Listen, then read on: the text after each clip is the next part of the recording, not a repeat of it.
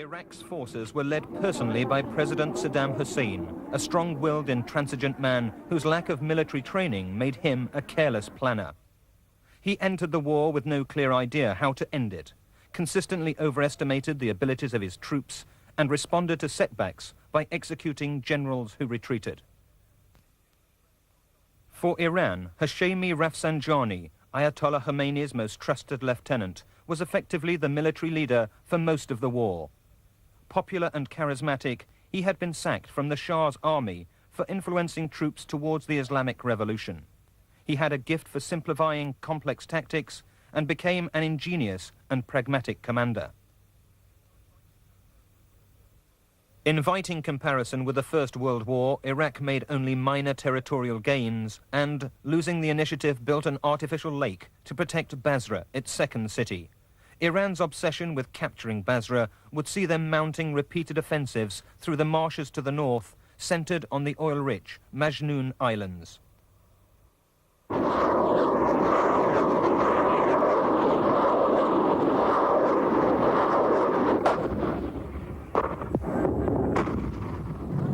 Despite ferocious bombardments, Iraq was now failing in its objectives, confirming it had exhausted its capacity to make further gains. With supply lines badly overstretched, partly the result of unclear war aims and strategy, the Iraqi leader Saddam Hussein announced a voluntary withdrawal from all captured territory. In the event, and just as in Kuwait more recently, the withdrawal was not complete. Ironically, Saddam Hussein was sanctioning retreat, the very maneuver for which he had already executed 3 generals. Iraq's aim of undermining Iran's Islamic Revolution had more than failed. Instead, successful Iranian resistance, then expulsion of the invaders, had cemented it.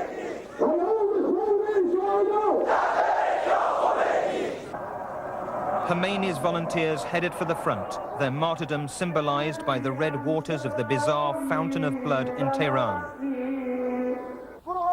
With Iran gripped by religious fervor since 1978, they were ready for a high battle toll. But they lacked military skills, and their habit of congregating indecisively presented the ideal targets that ensured a high casualty rate.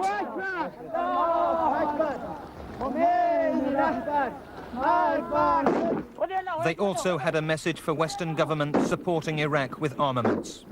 These people here, these people who come here to fight, they just, they've left their families. They've left their houses.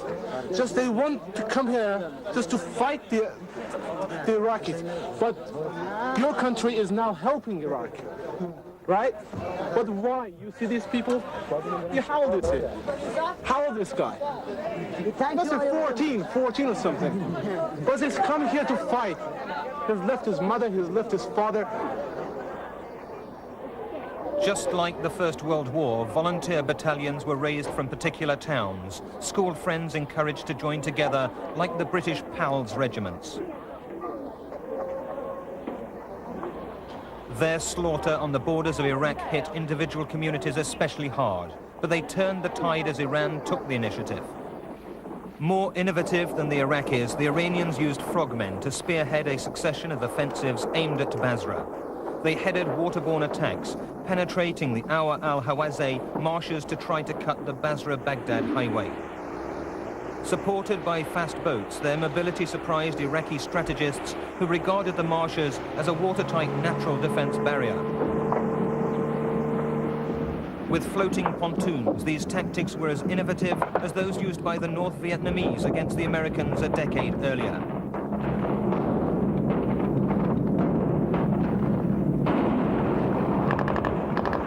Iraqi strength in heavy weapons was now a disadvantage in battles that at their peak involved 500,000 soldiers with 1 in 20 killed in action.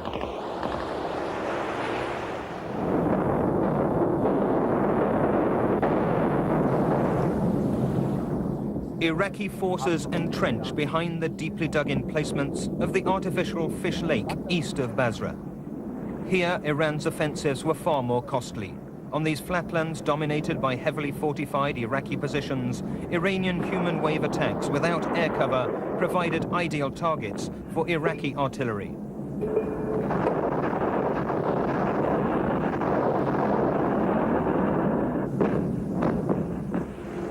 But often inflexible, the Iraqis were easily circumvented by Iranians moving south to another important success in this area, the capture of al-Rizaz Island and the Shatt al-Arab.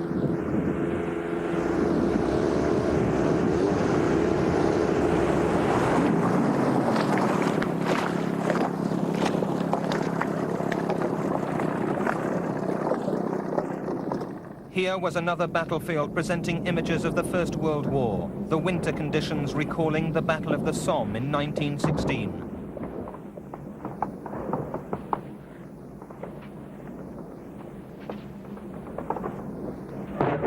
Deeply dug trenches broken by strong points and dugouts, smouldering from recent fighting. Everywhere signs of the soldiers' natural enemy. Thick mud, dried now, but recently the clinging stuff that bogged down the fighting. And brand new stocks of rocket-propelled grenades. Iran, now under arms embargo, was already self-sufficient in such weapons production.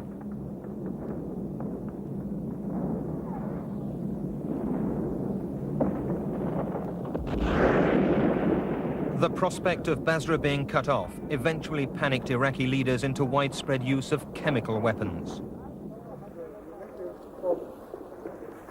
Iranian gas masks afforded little protection, and chemical weapons, more than any other Iraqi ordnance, were responsible for extensive Iranian battlefield casualties. Mustard gas and nerve agents were delivered by small, innocent-looking planes based near Baghdad. ITN's cameras were prevented from filming more of them. At first, the scale of its use surprised the Iranians, who were forbidden by Ayatollah Khomeini from following suit. In contrast, the chemicals that injured these people had been developed in Iraq under Saddam Hussein's personal supervision. At first, the world ignored the evidence, but in time, chemicals would be used in a manner that would shock international opinion.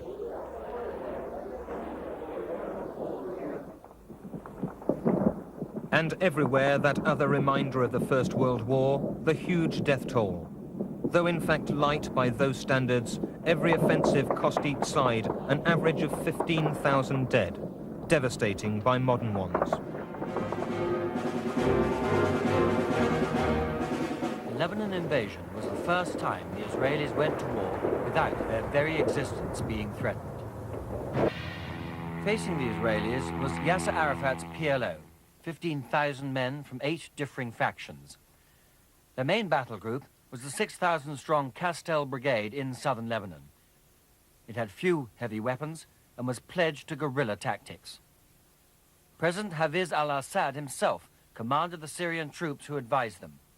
A former Air Force general, he'd twice been to war against Israel, as Minister of Defense during the Six-Day War and as President of Syria in 1973. The Israeli strategy was devised by Ariel Sharon, hero of the Six-Day War's Sinai battlefield as a tank commander, architect of victory in the Yom Kippur War, now Minister of Defense. But as his forces swept north, he revealed another strategy, designed in fact to force the PLO out of Lebanon altogether, a plan that would bring Israel into conflict with Syria as well as with world opinion. Mounting PLO activity convinced Israel that another invasion was inevitable. It was postponed 4 times, until the crescendo of tit-for-tat attacks peaked in 1982. A precision raid on a Beirut football stadium was prompted by the attempted murder of Israel's ambassador in London. It was PLO headquarters, beneath it an arms dump. As PLO artillery hit back, Israel launched Operation Peace for Galilee, with the initial objective of wiping out PLO forces south of Tyre, a move backed this time by an amphibious operation to cut off retreat north of Sidon. But their initial momentum took them to the edge of Beirut.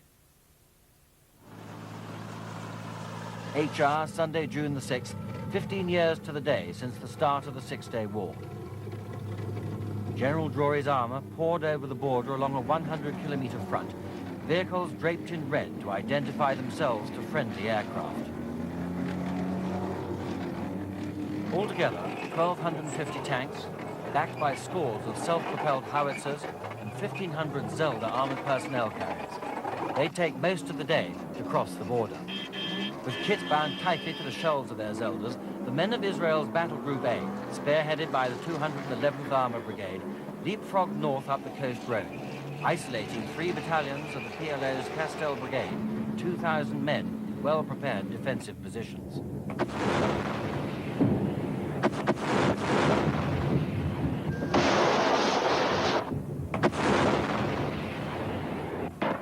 Big self-propelled howitzers were used to soften up such positions from up to 30 kilometers away before the tanks moved up. And as they pounded targets around Tyre and Sidon, mechanized infantry of the 91st Division were already bypassing them to secure a bridgehead over the Litani River further north. The barrage was also backed by airstrikes, answered in turn by anti-aircraft fire.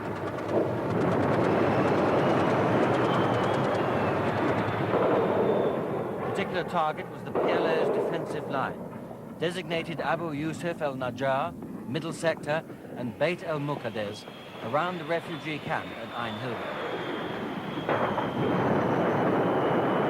Handheld SAM-7 missiles were also brought against the Israeli jets hounding PLO ground forces as they attempted to set up ambushes against the armored infantry with their rocket-propelled grenades.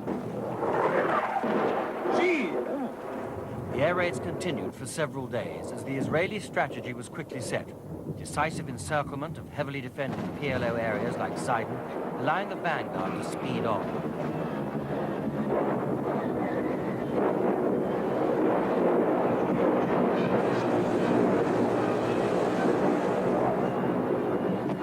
Meanwhile, mobile Russian-made 14.5mm anti-aircraft guns roamed the streets. In the towns like Tyre and Sidon, PLO forces were scattered among the civilian urban population on the living shield principle advocated by their Soviet advisors. It allowed them to turn entire city blocks into fortified areas, which were difficult to attack for fear of civilian casualties. Many people abandoned their homes as the Israelis sacrificed the advantage of surprise by leafleting and broadcasting warnings to evacuate the towns, avoid innocent casualties as the offensive closed in. Tyre was taken on the second afternoon, street by street, and further north, Sidon proved a tougher nut to crack. Task Force A left the city hemmed in by armor, while the spearhead battalion sped north. Mopping up operations weren't completed until the Israeli infantry mounted a street-by-street, house-by-house operation to clear PLO positions in residential areas. Civilian refugees had warned the Israelis that Palestinians had turned the town centre into a fortress ambush, so the Israelis had used medium-range armoured fire before moving in. Damage was confined to the central area near the port, but the Israelis' progress had been inexorably slowed down.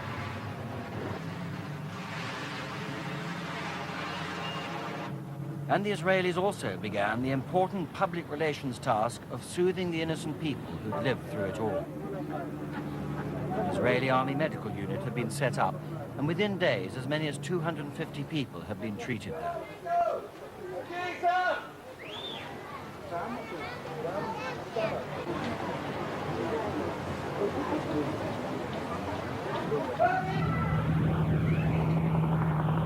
To the north, the 50th Parachute Battalion, reinforced by armor, had cut off the PLO reinforcements in the largest amphibious landing made by the Israelis in wartime. And after the spoils of war, the prisoners. Many had either discarded the uniforms that marked them as members of Fatah's Castel Brigade, or had operated in civilian guises. Hundreds of prisoners were taken. This time, Israel treated them as prisoners of war under the Geneva Convention, after interrogation. For this, they were first blindfolded to prevent them identifying the place where they were taken. Afterwards, they were sent to a camp set up near Tyre. As the Israelis headed north to join their main task force battle group, it was clear that the conflict was already satisfying the Palestinian tactics simply to hold out for as long as possible while causing casualties the Israeli public might not want to sustain. By the time resistance at Sidon had ended, the Israelis had lost over 200 killed and nearly 1,200 wounded. but their strategy had cost the PLO some 1,000 dead and twice as many.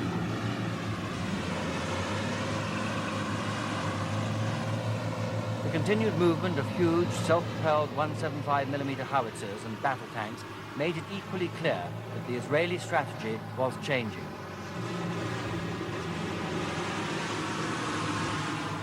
They had headed off criticism from their American allies by stating their objective simply as a self-defense operation to push the PLO 40 kilometers from the Israeli border. And they'd already passed that point by taking Sidon and pushing on at speed. Now, with reinforcements pouring in at such a rate as to cause traffic jams, and the battle for control of Sidon still continuing, they were shelling and bombing Damour, just 10 kilometers south of Beirut.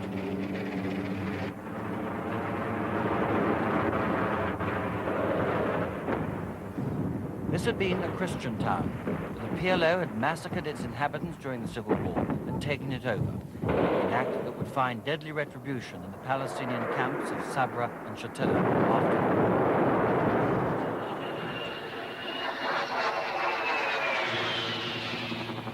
On June the 11th, Israeli armor reached the outskirts of Beirut itself.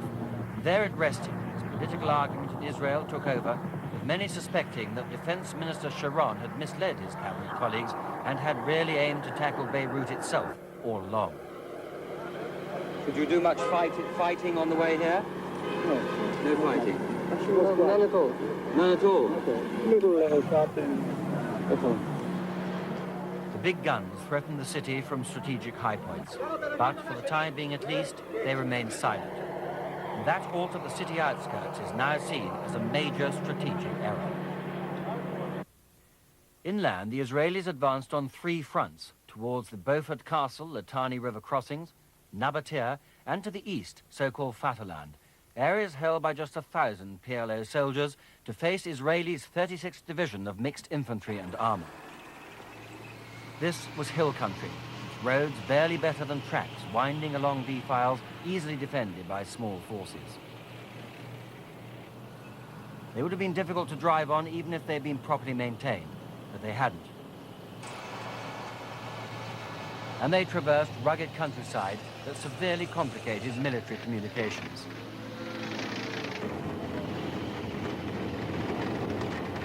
It was particularly difficult for armored vehicles, which were better suited to fast-moving thrusts on the flat, and in contrast to the armored movements on the coast, progress here was slow, sometimes painfully so.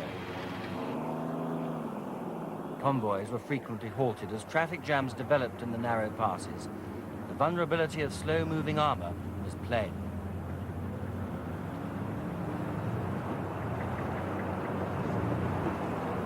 It presented an easy target for the hit-and-run tactics of the Palestinian Lion Cubs, boys armed with rocket-propelled grenades and trained in commando warfare. Landmines were another danger, particularly to armored infantry vehicles, but giving them outside fuel tanks prevented the catastrophic internal fires many suffered when hit during the Yom Kippur. Helicopters now became the main supply link in clear view here of the PLO's main observation post, Beaufort Castle. Its commanding heights over 700 meters above sea level were held by elements of the German battalion, the PLO's Castel Brigade. Held by only 75 men, they thought it impregnable, just as the Crusaders had found 8 centuries earlier. From there, the PLO could see Sidon in the west and Galilee in the south, targets for the artillery barrages they called down from these dugouts. It was taken during the second night by 200 men of the elite Golani Brigade in 2 hours of hand-to-hand fighting, echoing its capture by the Allies during the Second World War. Next day, it was handed over to Israel's southern Lebanon ally, Major Saad Haddad, and his Free Lebanese Forces.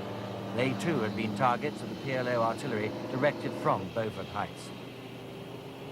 A few Golani heard Major Haddad explain his reasons for welcoming the Israeli invasion. And the Lebanese people was in bad situation, in lamentable situation, wanting to get rid of the occupying forces, but was not able to do it alone. And I used always to say that Lebanon needs a miracle to be saved, and this miracle happened now. And thank you very much. But Beaufort Castle also commanded the way north to the strategic bridges over the Litani River and the Bekaa Valley. With that strong point taken, remaining Palestinian opposition melted away to reinforce those occupying western Beirut 50 kilometers further north.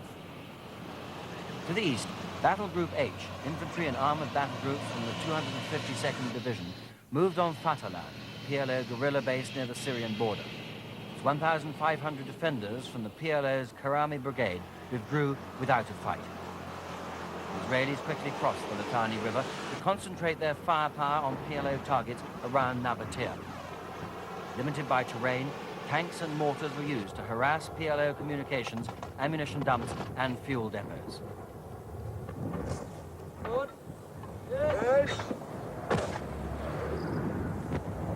Nabatea, a major PLO stronghold, was taken with little fighting. The 62-ton Merkava, or chariot tanks, that moved in unopposed, were an Israeli design that would turn the tank battles to come further north.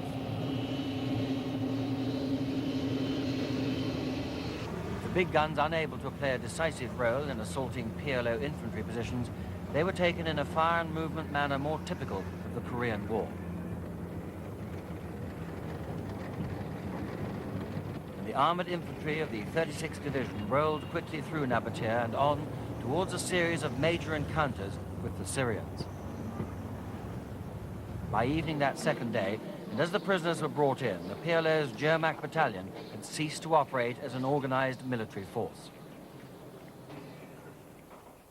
As the Israelis pressed north, their aim of pushing hostile forces out of range of their border made confrontation with the Syrian army inevitable.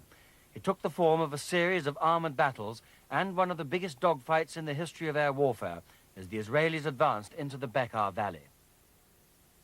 Syrian infantry emplacements at the southern end of the valley had been reinforced by their 91st Armored Brigade within a couple of days of the outbreak of fighting. A farming area, its terrain made concealment easy and allowed wide fire cover from surrounding mountain slopes. And 30 kilometers to the rear, the Syrian SAM missile sites threatened the air cover the Israelis needed for a major tank assault. The battle was joined, however, on the floor of the Bekaa Valley, north of Lake Karun. This first significant armored battle of the war saw Israel's Merkava tanks engage the Syrian 82nd Tank Brigade, whose brand new Soviet T-72 battle tanks were thought invincible. The Merkava's squat turret and front-mounted engine afforded its crew high protection. Only one was wounded. With its 105mm gun, it had been designed specifically to take on the Syrians in mountainous areas. Enemy tanks could be engaged up to 2 kilometers away by using its laser rangefinder. Despite Syrian deployment of their Gazelle anti-tank helicopters armed with wire-guided missiles, the Merkavas destroyed 9 T-72s in fierce fighting. Knocked-out tanks littered the battlefield after a victory made possible by the most significant act of this campaign, the destruction of the Syrian surface-to-air missile sites which had dominated the Bekaa Valley since 1981 and had recently been reinforced. It was made possible by reconnaissance using the remote-controlled drone spy plane, the Scout remote pilotless vehicle with its highly sensitive movie camera mounted underneath. Catapulted from a mobile ramp, it beamed back live pictures of ground activity, enabling Israeli jets to be directed accurately onto their targets.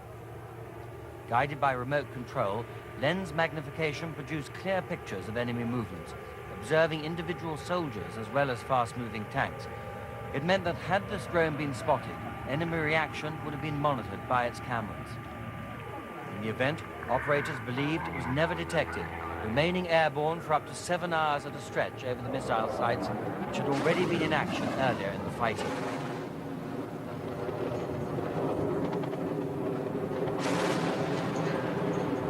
Israeli jets directed onto the sites used smart bombs, which locked onto the missile system's own radar to guarantee hitting them. 17 batteries were destroyed, and the other 2 put out of action without loss. This brought the Syrian Air Force into the fighting, and a major air battle began, involving 100 aircraft from each side in dogfights over 2 days. The Eagle of the Sky, the F-15 Interceptor, spearheaded the Israeli squadrons and quickly proved its superiority. In the first 3 hours, 29 Syrian MiGs were destroyed, again without Israeli loss. More were lost to their own SAM missiles before the Israelis neutralized them. This pilot, you can just see him in the haze, managed to parachute to safety in the hills. Next day, the Syrians again challenged the Israeli Air Force as it provided cover.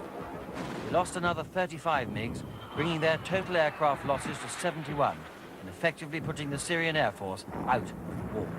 That enabled the Israelis' Cobra anti-tank helicopters to join battle, tipping the odds further in favor of Israeli armor as it moved forward to face the Syrians' 3rd Armored Division. They would do battle for control of the Beirut-Damascus highway as it passed through the Shuf Mountains. By now, Israeli objectives, as on the coast, had shifted. While their armor pressed into strategic positions overlooking the potential battlefields, self-propelled guns pounded PLO positions in towns along the highway.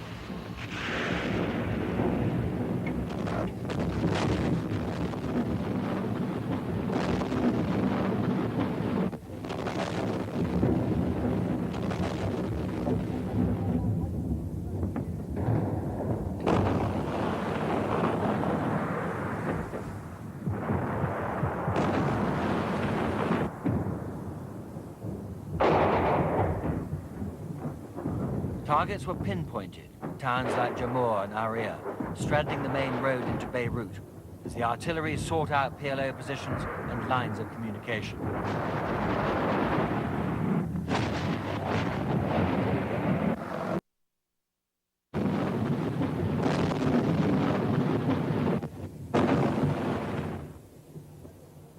The Syrians had reinforced the remnants of their 3rd Armored Division, but lost over 50 tanks in a series of battles among the fortified villages, often along the highway itself. Then, once again, the armored infantry moved up to take over the newly won positions.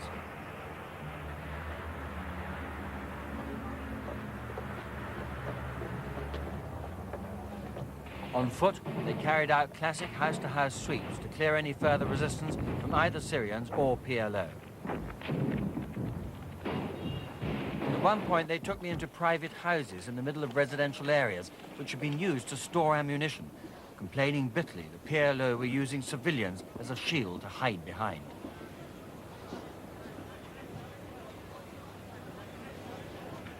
Hidden tunnels proved to be massive stores of ammunition, boxes of bullets, mines, shells, grenades, and even rockets stacked to the ceiling. The other boxes are TNT, ammunitions, landmines.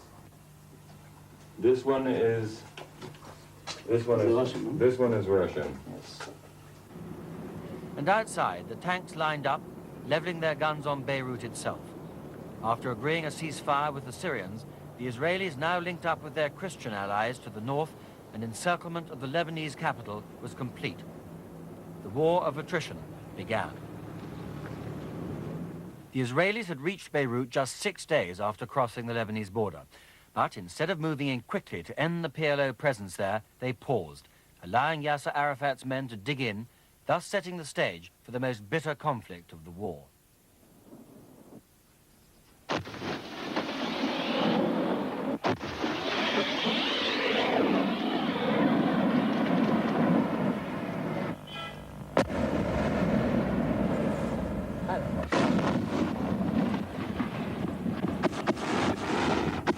Tracer shells homed in on suspected PLO positions.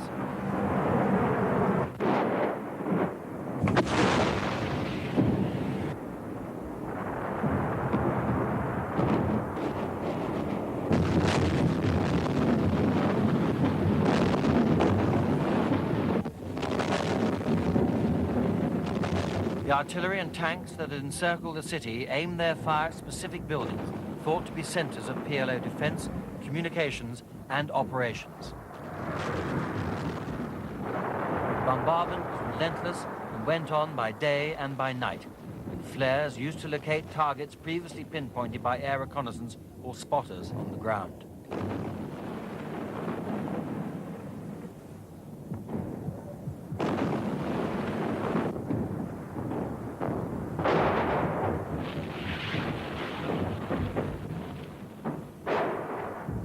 Another dawn, and grim reminders of the night's fighting.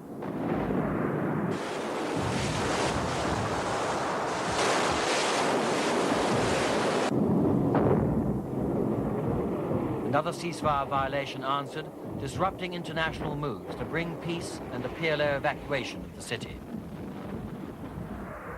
In a deeply dug, complex system of underground tunnels and basements, the PLO awaited a move by the Israelis to try and take their positions.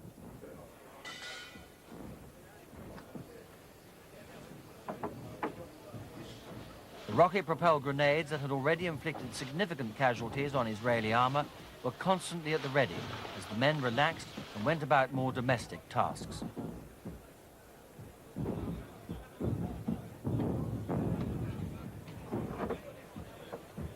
Their exit was far to the rear, through tunnels that took them up to half a mile from the front line. Far from the impact of the big guns, new recruits received sniper training for the street battles that were thought inevitable. Using the Soviet Dragunov, regarded in the West as imprecise, they homed in on a recognized enemy. But success was variable.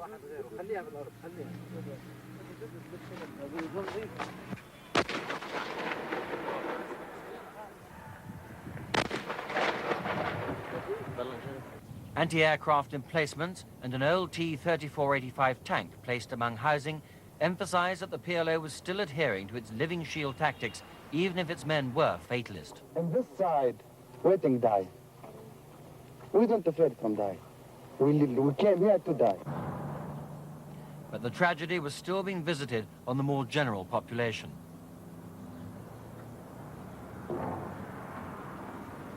Inevitably, civilians also suffered from the bombardments.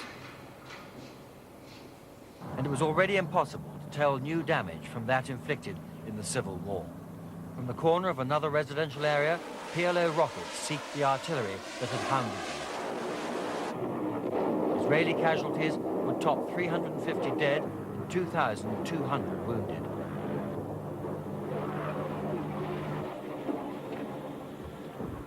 Backing the tightening artillery net, the Air Force mounted daily pinpoint bombing attacks which reached a peak in mid-August.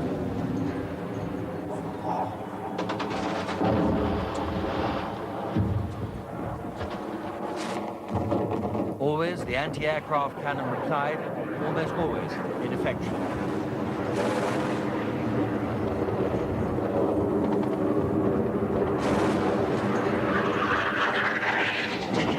As with the artillery, the fighter bombers were directed onto suspected PLO concentrations.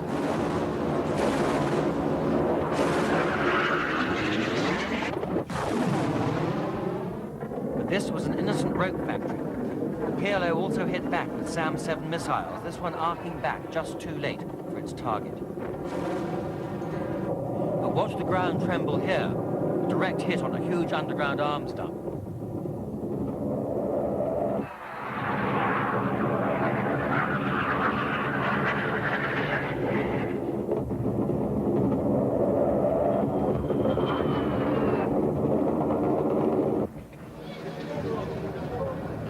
Bombs missed their priority target, PLO leader himself, Yasser Arafat. This headquarter building was hit just an hour after he left it. The backbone of his communications was broken. Somehow, the innocent carried on. For a month, the attrition continued. Then the Israelis mounted a pincer attack on the airport to isolate PLO enclaves around it. Armored infantry took advantage of the fast surface to avoid presenting sitting targets to snipers in tall buildings beyond, while in the suburbs, heavier armor tightened the net on the PLO resistance.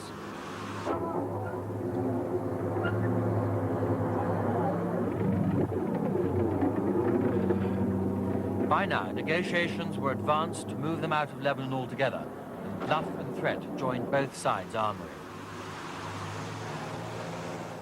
An Italian Bersaglieri battalion was amongst the small multinational force which supervised the final withdrawal of the PLO fighters to other Arab countries, Tunis, Yemen, Syria.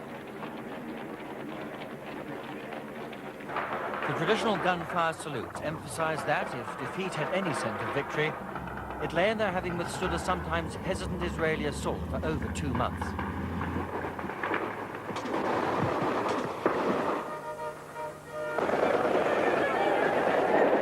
The hero's send-off for Yasser Arafat underlined it. His men had held out far longer than the 6 days impressed upon them by their Syrian allies. They too had to withdraw forces, 2,700 men of their 85th Brigade heading back down the Damascus highway. And then more gunfire salutes as Fatah battalions followed. But the war with no beginning would prove to be a war with no end.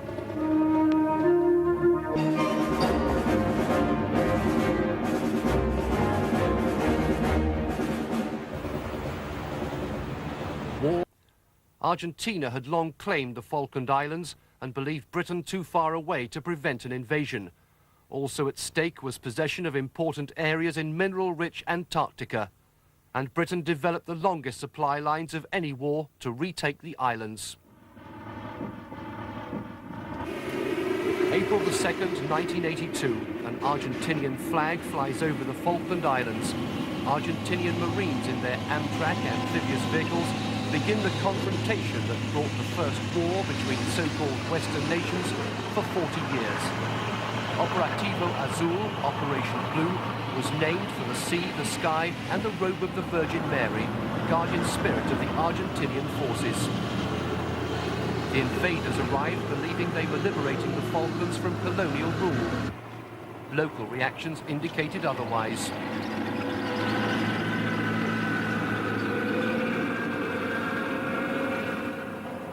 Originally, they planned to withdraw straight away, hoping simply to generate sympathy for their long-standing claim on the islands. But domestic need for a triumph of arms decided them to stay. Replacements arrived in a seemingly endless succession of Hercules and Air Force Boeing 707s. Ex-brigade from Buenos Aires province, well-equipped but comprising thousands of chicos, the boy conscripts who served a year's compulsory national service. With them, the first Argentinian command muddle. 3 brigadier generals now vied for control. They also brought in squadrons of the deadly Pucará ground attack planes that had proved so successful in counter-insurgency roles.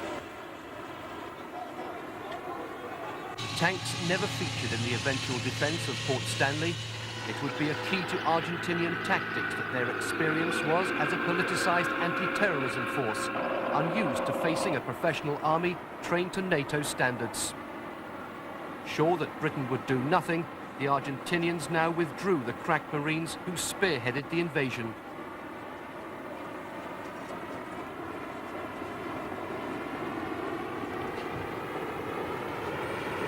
The desolate Falklands dependency of South Georgia.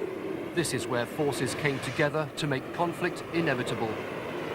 Britain's Antarctic support ship Endurance was due for withdrawal, leaving the island unprotected. Here at the deserted town of Leith, an Argentinian scrap metal dealer had won a contract to dismantle 4 disused whaling stations. Trouble began when the men were joined by a squad of Argentinian Marines.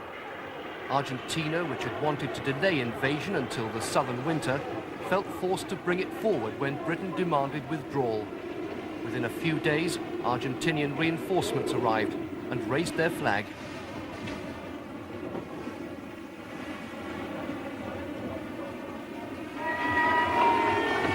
The ensuing conflict brought 2 quite different military commanders face to face.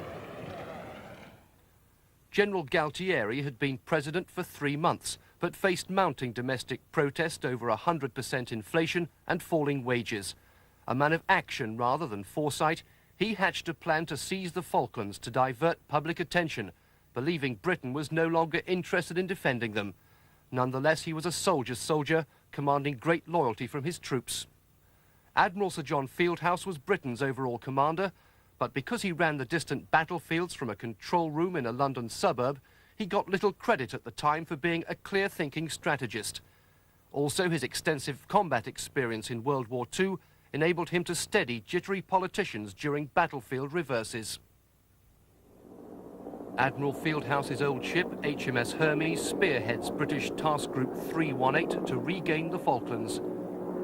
Designed to carry to battle the Royal Marine Commando Brigade with their necessary assault helicopters, she was packed with 7 extra Sea Harriers and a squadron of anti-submarine Sea King helicopters.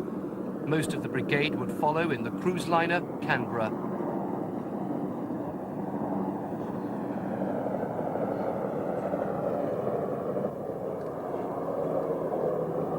Sombre crowds bade farewell as behind followed the more modern cruiser carrier HMS Invincible.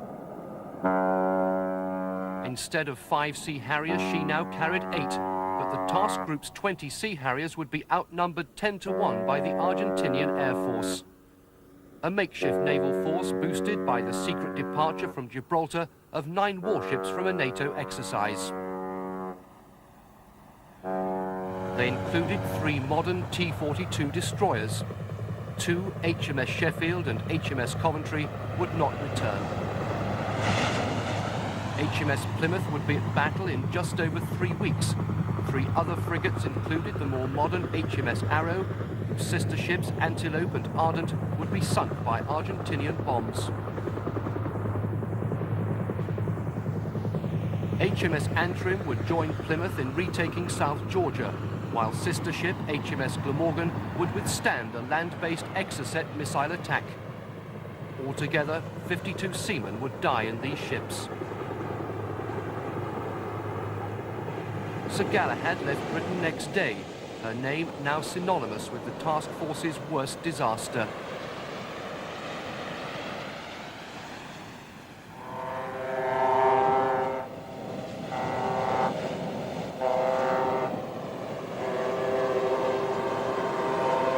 The amphibious landing ship HMS Fearless would spearhead the assault on the beaches of San Carlos.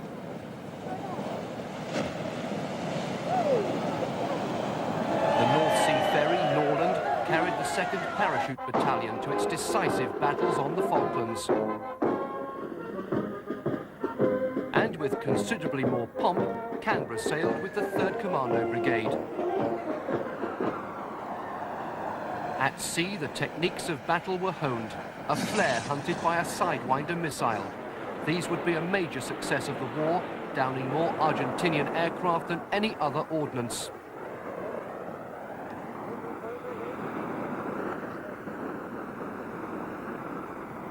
The Harriers practiced the ground support that would turn future land battles.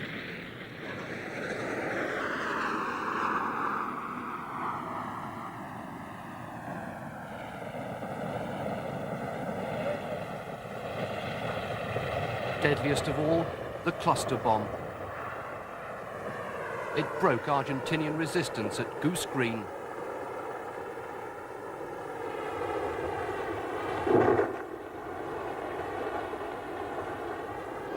Just 1 company of Marines sailed with Hermes, their practice runs serving propaganda purposes as much as sharpening skills. With a belt of 50 rounds, load up, ready, pick a point, out to sea, stand by, fire! Troops used up 37 years of practice rounds preparing for combat. Anti-tank rockets would be devastating trench clearance weapons. We probably have to face their Air Force, and I don't know how much they will wish to use of it. I'm actually pretty confident that we've got jolly good systems for dealing with it. This is no sort of puff.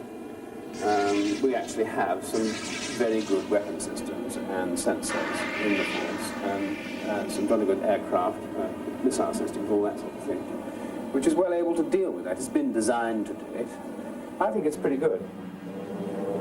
I think they'd be very ill-advised to try and take us on, because they'll suffer some very severe losses. I would put our chances as being considerably better than the opposition's. Task Group Commander Sandy Woodward, he'd later describe the conflict as a close-run thing.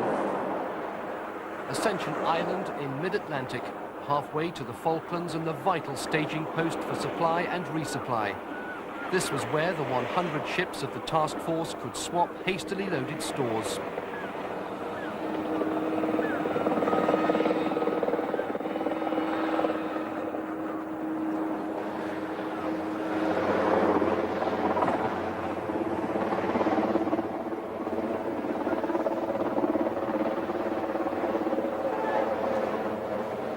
More poured into the huge airbase leased from Britain by the Americans, a staging post now becoming the world's busiest airport.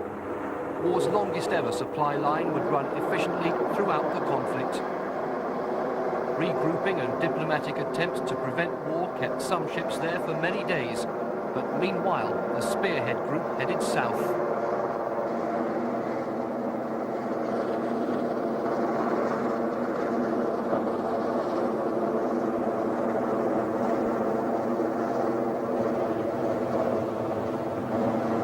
Britain now imposed a total exclusion zone to deter Argentinian reinforcements and launched Operation Paraquet to retake South Georgia and increase pressure on the Argentinians to withdraw. The battle group heads deeper into the South Atlantic, now one of 3 formations comprising 13 warships and 4 supply ships. Alongside Hermes, her watchdog, the frigate Broadsword, with its sophisticated Seawolf anti-air attack missiles. The heavy destroyer HMS Antrim had already been detached, destination South Georgia. There, a barrage from HMS Plymouth, aimed into surrounding hills, ensured Argentinian surrender without a fight. But not before the SAS had suffered a near disaster, crashing 2 helicopters in a dangerous landing behind Argentinian positions. The Argentinian submarine Santa Fe had landed 40 Marines as reinforcements before being disabled by British helicopters and beached at Grytviken.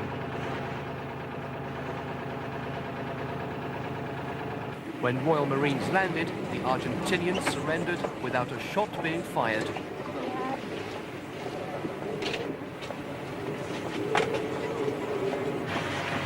The British had regained South Georgia just 22 days after the Argentinians captured it.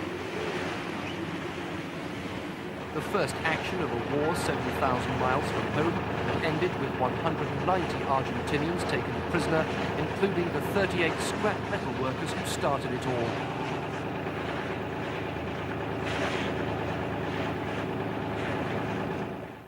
As the spearhead of the British task group entered the total exclusion zone, the Argentinian Navy was detected in what appeared to be a 3-pronged attack.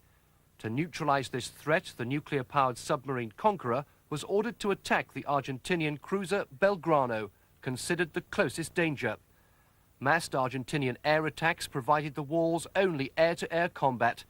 More effective was the air-launched Exocet missile attack against the task group's radar picket ship HMS Sheffield. The battle group entered the total exclusion zone on May Day. Sea Harriers prepare for their first combat, bombing Port Stanley Airport. But first, that runway was hit by one of 21 bombs from a lone Vulcan bomber, flying from Ascension and being refueled 7 times on the way. Come left. Drive it in. Move it in. It's nice. It involved coordinating a fleet of 9 Victor air tankers to refuel themselves, as well as the V-Force bomber. Operation Black Buck 1 was designed to prevent the airfield being used by Argentina's high-performance jets, confining them to mainland bases and severely limiting their effectiveness. Soon after the Vulcan turned north, the air controller on Hermes cleared his Harriers for takeoff.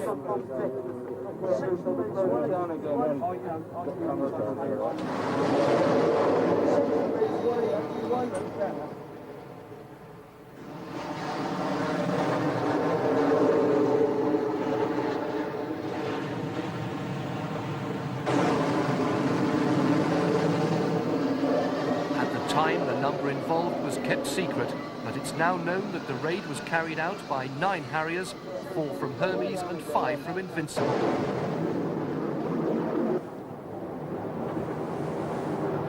"160 miles further east, still dawn in Port Stanley. The Argentinian invaders had remained undisturbed here for 4 weeks. Then the Harriers swooped in. In classic figure-of-8 formation, they evaded anti-aircraft measures with surprise and speed. The whole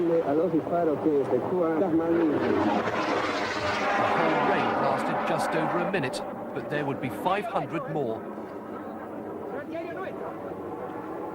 They were too low to cause serious damage to the runway, but a fuel dump was set on fire and some buildings were damaged.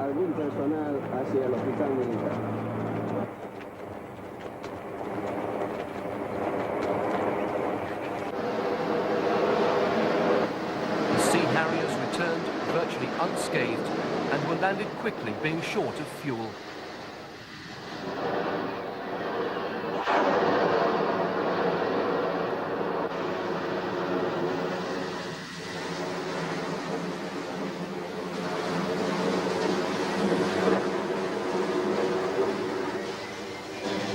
In 2 other operations the same day, Sea Harriers had also attacked Goose Green, destroying 5 Argentinian pucarás. Later that day, 3 task groups of the Argentinian Navy were detected mounting an apparent pincer attack on the British battle group. The biggest threat was their flagship, the aircraft carrier 25 de Mayo, with its 8 Skyhawk fighter bombers. In the event, these jets were prevented from taking off by unsuitable weather.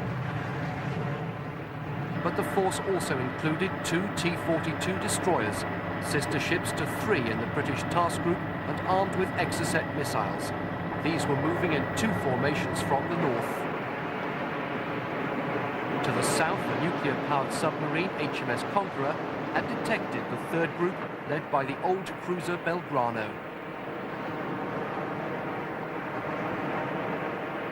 The British had already warned that they would sink any Argentinian warship deemed a threat, and reasoned that this might prevent their navy entering combat.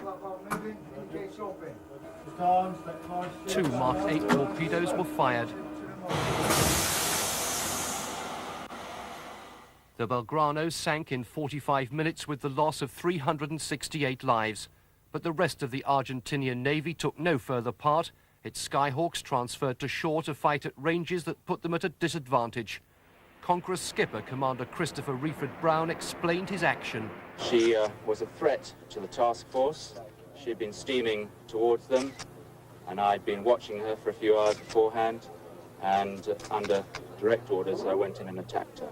I think by doing so, although there was obviously loss of life on her, which I regret, I certainly saved considerable loss of life from the British task force.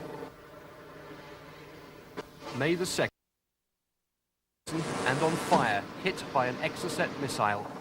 Launched by air 20 miles away, it took 2 minutes flying at the speed of sound.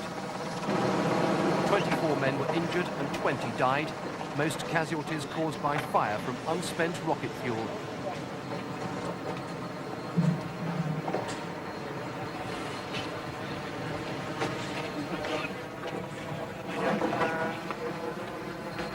The human cost was the result of economies.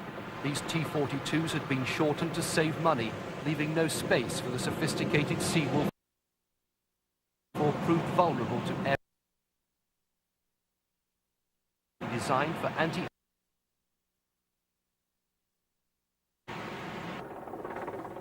May the 21st, 7 weeks after the original Argentinian invasion, commandos of 3 Brigade began landing at San Carlos. They were unopposed. The Argentinians had been convinced Britain would,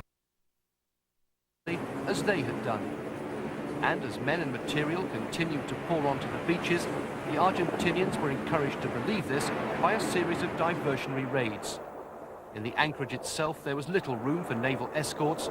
Most remained out in Falkland Sound as the May the 21st gun line to protect the landings against air raids. Embark her Royal Marine Commandos.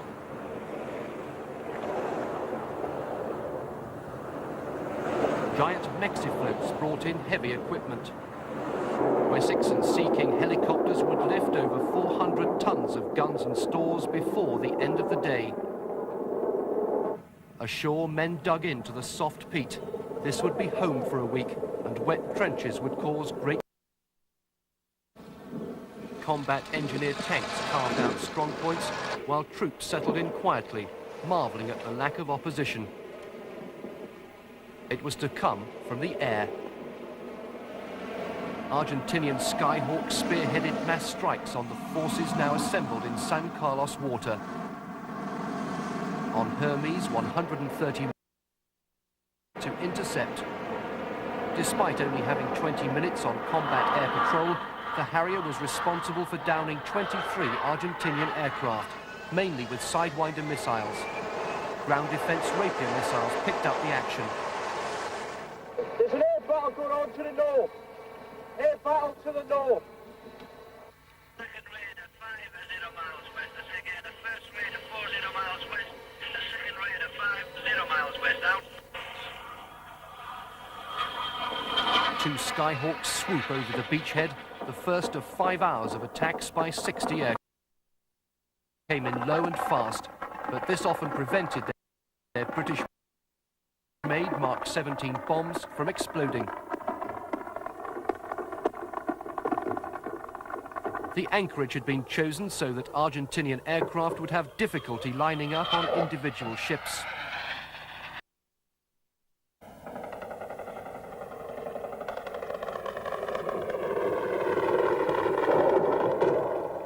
Canberra's near misses and those of other ferries speeded up offloading of troops so that civilian vessels could rejoin the carrier group, allowing more warships in to defend the landings.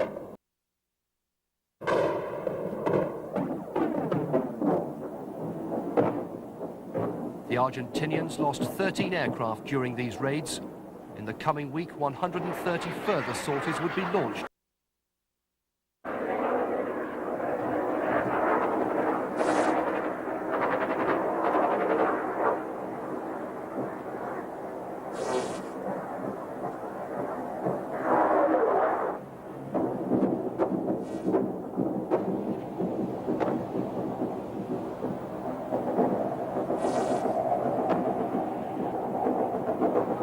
A near miss for HMS Yarmouth. She was one of the few gunline ships to emerge unscathed from Bomb Alley.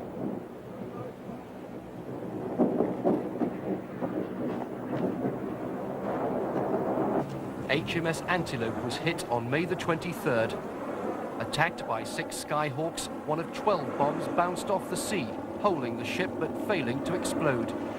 But it did explode during defusing, causing a fire. It took 2 hours to remove the crew, then the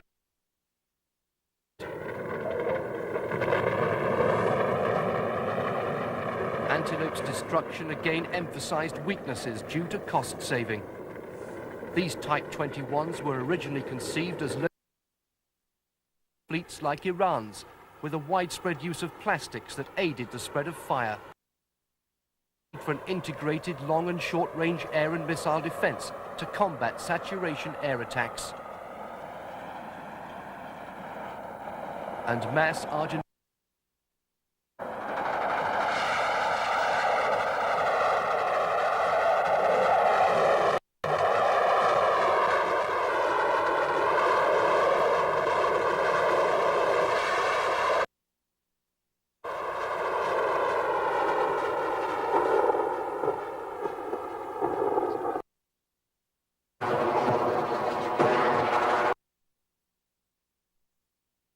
hunts its prey before another attack homes in.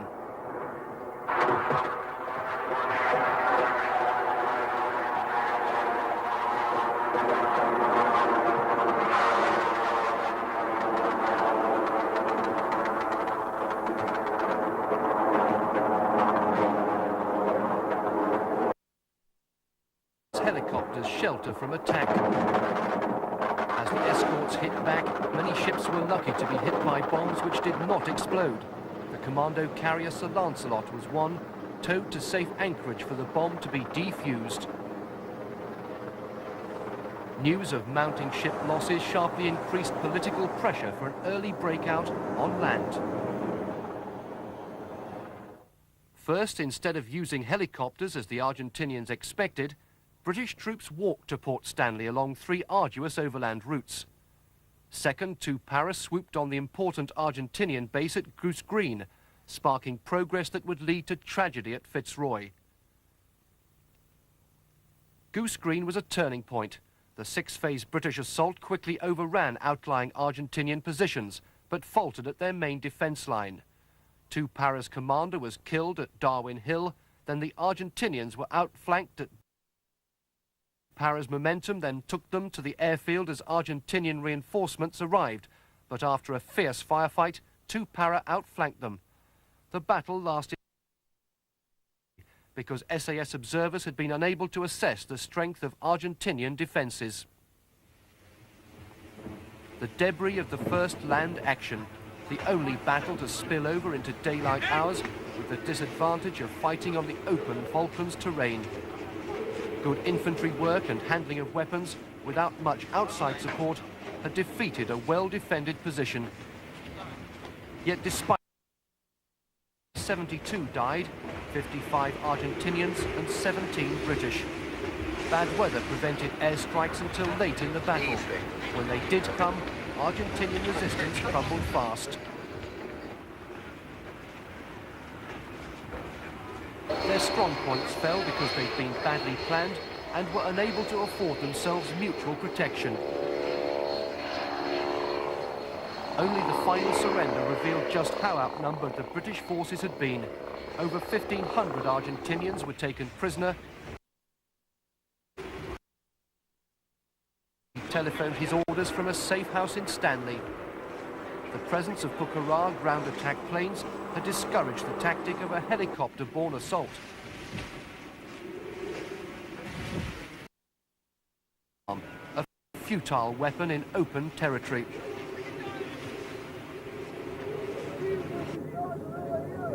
To the north, 4-5 Commando had begun the long trek into the mountains overlooking Port Stanley. Loss of helicopter transports when the Atlantic forced march inevitable. The Commandos called it yomping. It was tough going.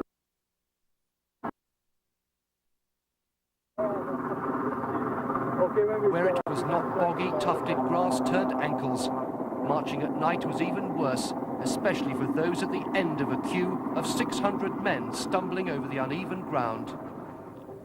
Royal Fleet auxiliary ships braved air attack to speed supplies to the forward areas, while Marines again dug defensive positions. Sunday, May the 30th, the weather closes in to protect Canberra's return to San Carlos water to deliver 5 Brigade to the battlefield.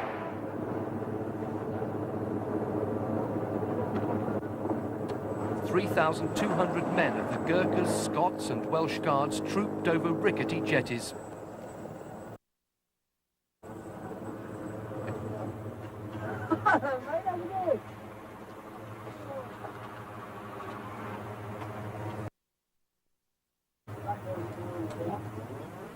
These men, representing the army, as opposed to the largely naval forces so far involved, would deploy through Goose Green to establish the southern front. The army's anxiety to get involved in the fight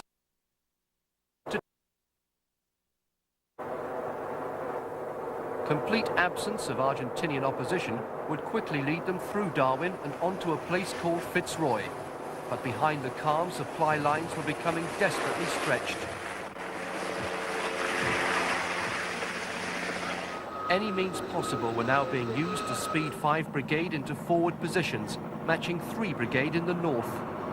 But to move troops and stores in sufficient numbers, bigger ships were needed. The Commando carriers Sir Tristram and Sir Galahad. The island's coaster was not enough. At Fitzroy, offers a view of the new beachhead and the relaxing battalions. They called in an airstrike.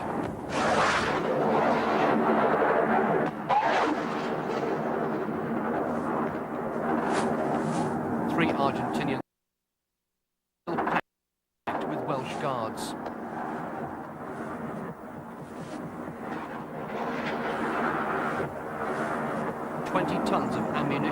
loaded in the open tank deck, where most troops were concentrated. 43 died and 150 were badly burned. Seeking helicopters flew into the thick smoke to lift men off.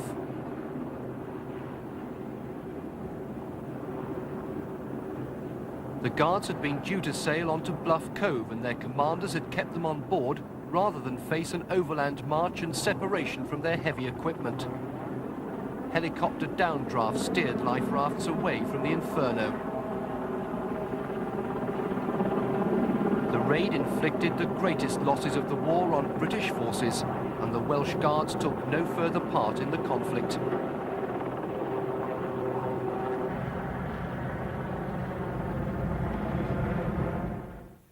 Despite the losses, British forces were now poised to move on Stanley itself from the highest ground. To do so, they fought their way through a series of mountain battles. These took them to the very edge of the capital, precipitating a sudden collapse in Argentinian resistance.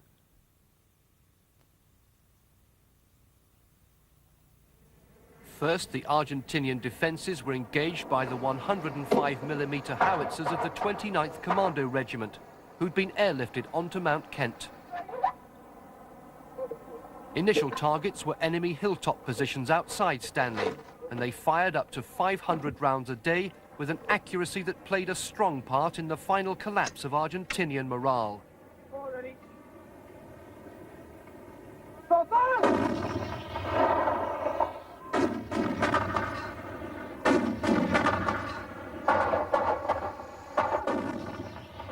Scores surrendered as the perimeter defences, manned mainly by the Chicos, crumbled under the barrage. From the south too, artillery homed in on Argentinian positions guarding the approaches to Stanley.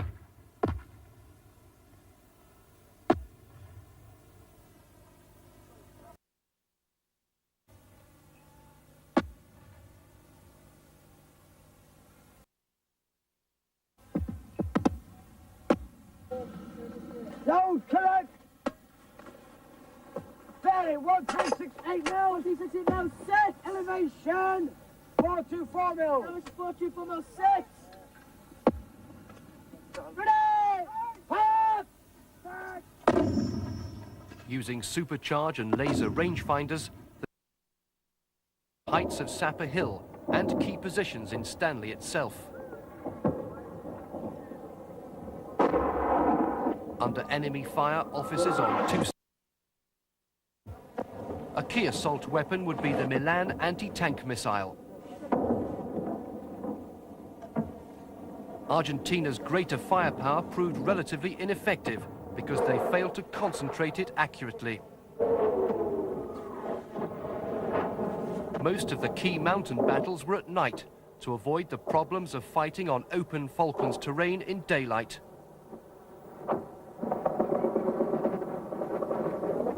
On successive nights, Mounts Longdon, Harriet, Tumbledown and Wireless Ridge fell in fierce infantry assaults. Suddenly, 25 days after the landings, Argentinian resistance broke, and the news passed rapidly along the columns of Marines negotiating minefields outside Stanley. We beat them now. No more. No more open fire. They had overcome 11,000 well-armed troops with better coordination and leadership, and better use of support weapons. We're made safe with weapons. We're going to use it now. You've not got one at the spot, though, have you? The British infantry assaults had been marked by excellent use of well-practiced tactics and initiative from non-commissioned officers. Once ashore, they never lost a battle. Yet, of forces numbering some 10,000 men, just 1,300 had come into frontline contact with the Argentinians, and they had won through by combining speed and aggression with the unexpected moves of indirect tactics. And this relatively small number took nearly 13,000 prisoners in a conflict that still seemed to some observers like two bald men fighting over a comb. After 21 years of aid and combat, the United States had not been able to prevent a communist government from controlling all of Vietnam. This failure created bitterness in the minds of Americans and left a legacy that haunted America for the rest of the century. The worry about another quagmire plagued politicians who advocated war into the 21st century. The demand for exit strategies became a part of every new American. At the end of the Vietnam War, the American military fell into a demoralized state for the first time. Unable to use all of its military options, it had been defeated by a weaker foe and began to doubt its effectiveness in a quickly changing world. However, this did not prevent the advancement of new weaponry. The onset of the computer revolution reorganized the military. It made possible the creation of a rapid deployment force, placing American GIs on the ground anywhere in the world within 48 hours. High-speed computers also revolutionized the ability of armed forces to deliver lethal force precisely on its targets.